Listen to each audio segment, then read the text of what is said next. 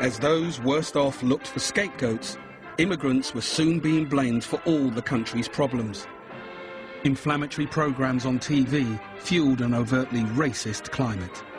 Well, of course, there are far too many immigrants in this country. We do not have sufficient houses, jobs and schools for our own people, let alone immigrants. And unless something's done about this quick, that prejudice is going to be sheer bloody hatred.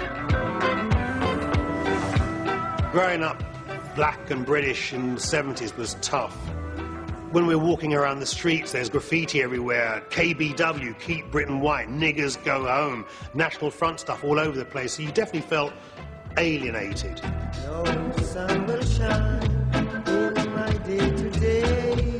The majority of Britain's black population were living in the poorest areas of the country, often segregated from the rest of society.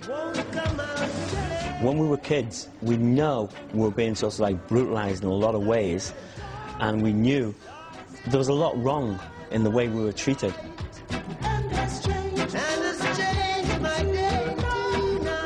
As well as the things that affected my white mates, like unemployment, etc., etc., we had the double grief of the cops on our backs with the whole sus laws and things like that.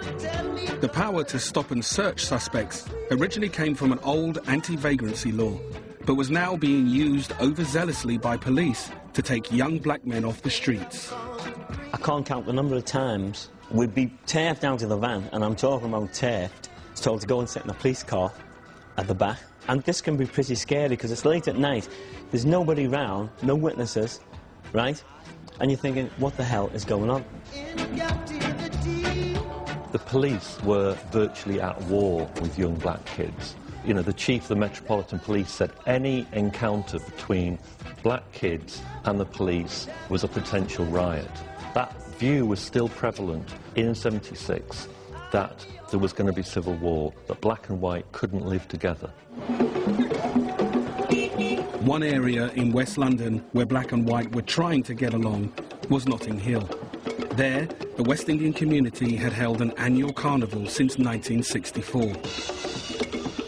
Originally a small local event, it had rapidly grown in recent years, and by 1975 attracted 150,000 revellers. To all intents and purposes, it was a pretty harmonious place. People learned to get along. I mean, we all had to live next door to each other. We all had to work with each other. Black and working class and white working class people. It was a fantastic atmosphere. Although the 1975 carnival passed off fairly peacefully, this summer the atmosphere was different. With racial tension in the air, some local residents were nervous about the West Indian community being allowed to take over the streets. Carnival brings more enjoyment and social values. If we were to do this, you could, in a sense, say that we ought to donate some money to a conservative fete or a church outing or something, and we don't do that. They are all... It was clear that they wanted the carnival off the streets. The police, the Home Office, the newspapers. There is a reservoir of racist feeling in the British population. There is not one single one who does not know that. So I used to sleep, eat and drink this stuff. Pen to paper. And I was known as a public figure by then. And people stopped me in the street. Darkers, are we having a carnival? Attempts to stop the carnival added to the sense of persecution felt by London's Caribbean community. Among the younger generation, anger about their situation was fueling a more militant stance.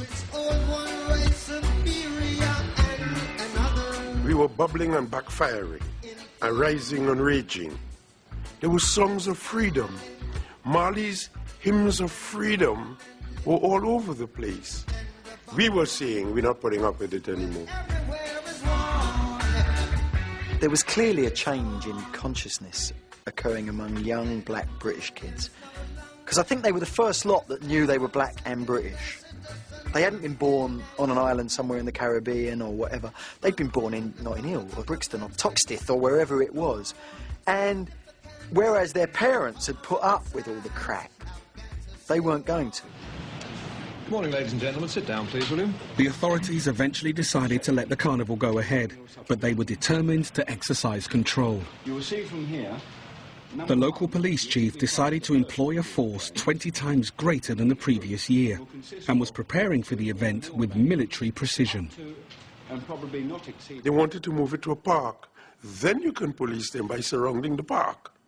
And we said, no, we're not going in the park. This is not a game.